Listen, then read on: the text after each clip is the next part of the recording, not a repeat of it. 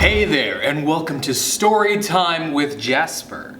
We've been hearing about some spooky things happening as of late, so I thought that we could hear a new story from the Goosebumps. The Curse of the Creeping Coffin. In this story, you get to make choices, and I will be making the choices that we hear today. Are you ready? Because this story is not just about me. It's also about you. Put yourself in this story. Here we go. I'm bored, you moan. I'm so bored I could eat flies just to see how they taste. Flies? Flies have germs, your grandmother replies. It's a hot, sticky day in the middle of July. You plop down into a creaky old chair in your grandmother's kitchen. Your parents dropped you off yesterday before they left for their vacation. And already you could die of boredom. Your grandmother's old dog, Sparkle, yawns loudly. He crawls under the table. Moments later, he begins to snore. I know just how you feel, Sparkle, you say. You sigh loudly. Why don't you go outside and find something to do, your grandmother suggests. She looks up from the pie she's baking and nods towards the backyard. Go out there, you think? Into her backyard? No way. You glance out the window. It's probably 90 degrees in the shade, but you shiver.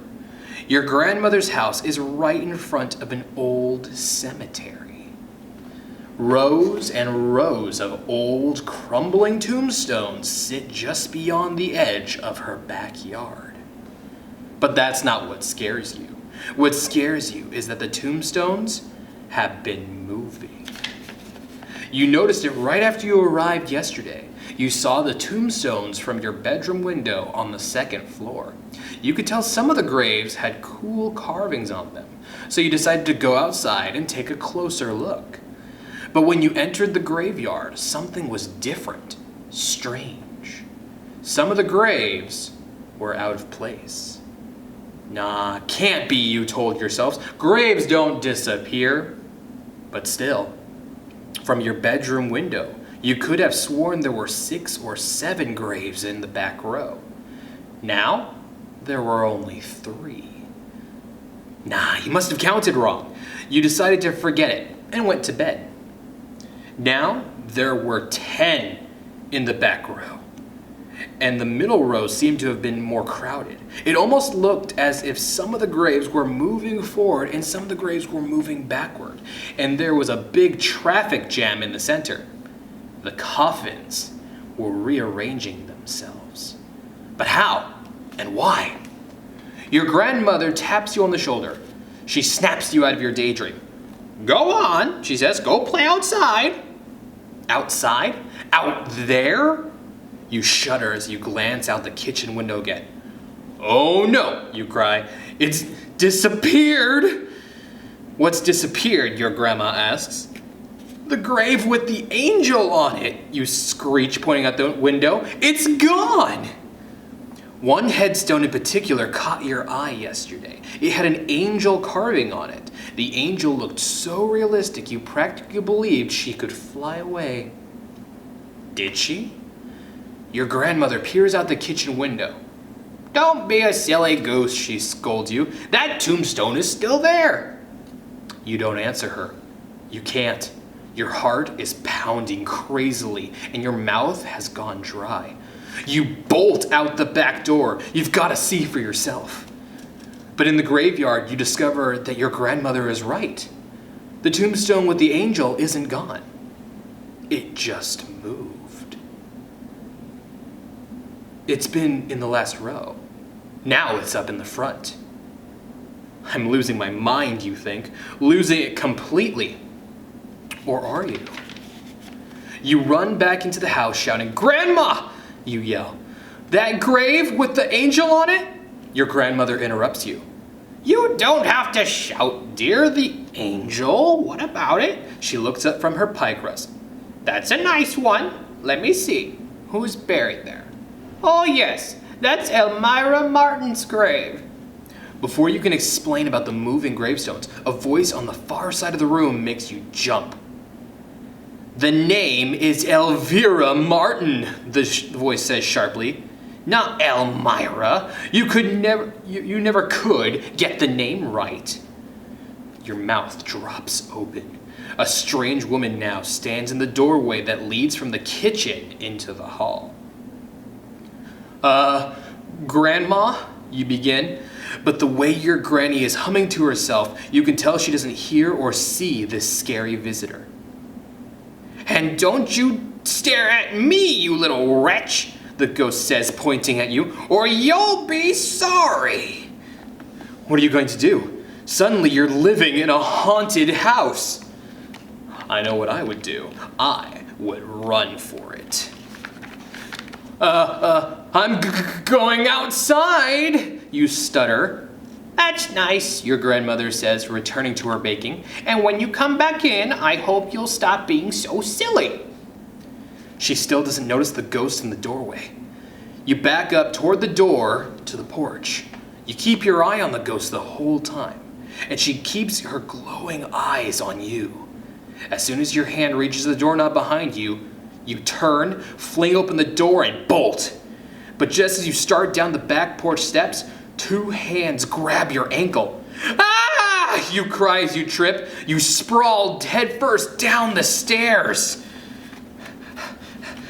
Find the right page. Ouch! Oh, you land face down at the bottom of the steps. Good thing it wasn't a long flight of stairs. You're only bruised and scratched. You scraped your chin, but nothing's broken. You hear a boy's voice say. You turn towards the voice. You want to see the jerk who made you trip. But hey, wait a minute. There is no jerk behind you. You blink to be sure. Yep, you're sure. There's absolutely no one standing at the top of the stairs or anywhere else. Ha ha! The boy's voice taunts again. Gotcha! A girl's voice joins in. Right in front of your amazed eyes, a boy and a girl slowly begin to materialize. When they finally take shape, you can see that they're teenagers. But teenagers from a long time ago. The boy is dressed in a funny-looking black suit with a frilly white shirt and skinny black shoes. The girl is wearing a long, old-fashioned white linen dress. Her hair is braided and the braids are wrapped around her head 3 times. The boy and the girl look almost solid, but not quite. You can see right through them. Boo! They shout at the same time. Then they double over with hysterical laughter. Your heart is still pounding wildly. Is this really happening? Or are you dreaming? There's one way to find out. You pinch yourself. No doubt about it, you are definitely awake. This is really happening, which means you are face to face with 2 teenage ghosts. You stand up and brush yourself off. Who are you? You ask, trying not to let your voice tremble. What do you want? Why are you here? I'm Jane Luckmeyer, the girl ghost says, and this is my dearly beloved twin brother, John.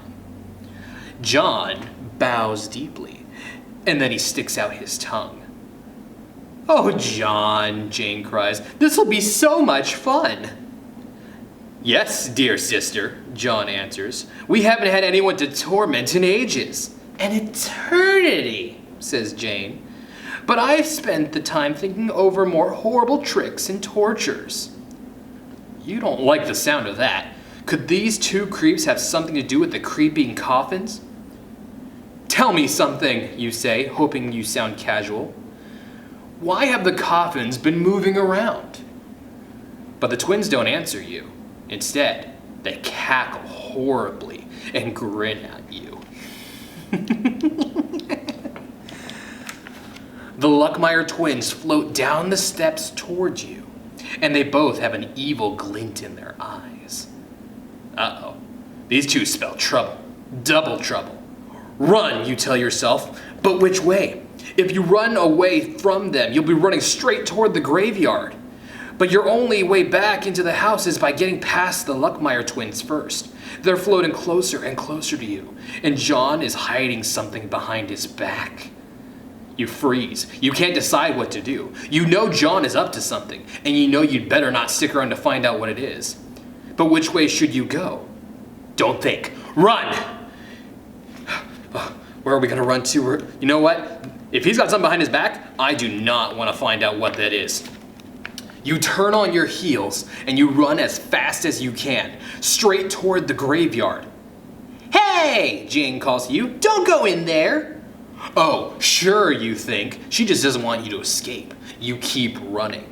But the minute you cross the property line from your grandmother's yard into the cemetery, a terrible chill runs down your spine. Your whole body feels as if it's going to be turned to ice or stone. You stop running and begin to move very slowly. Am I walking among the dead? You hear yourself say in a flat voice. Why did I say that, you wonder? You are walking among the dead, John says right behind you. He and Jane float around the graveyard. I am a prisoner of the graves, you hear yourself say. You are a prisoner of the graves. John and Jane repeat your words together. You take a few more steps. Your legs are so stiff you can barely move. You look down on your feet and scream. Ah! You moan. My feet have turned to stone. It's true, your feet have turned to stone, so has the rest of you. Help! You want to cry out, but you can't speak. Stone lips don't move. I warned you, Jane says quietly. John says, laughing and pointing at you. You're stuck. He wags a finger in your stony face. You'd like to bite him, but you can't. You can't do anything. You're a statue. You've turned to solid stone. See what happens when you walk among the dead, John says.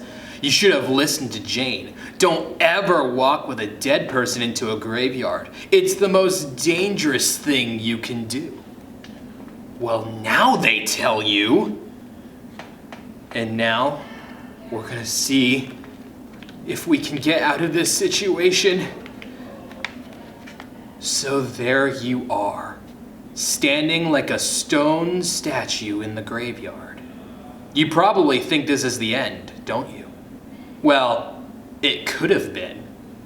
But a few days later, the graveyard taker comes by. He notices you and realizes that you don't belong there.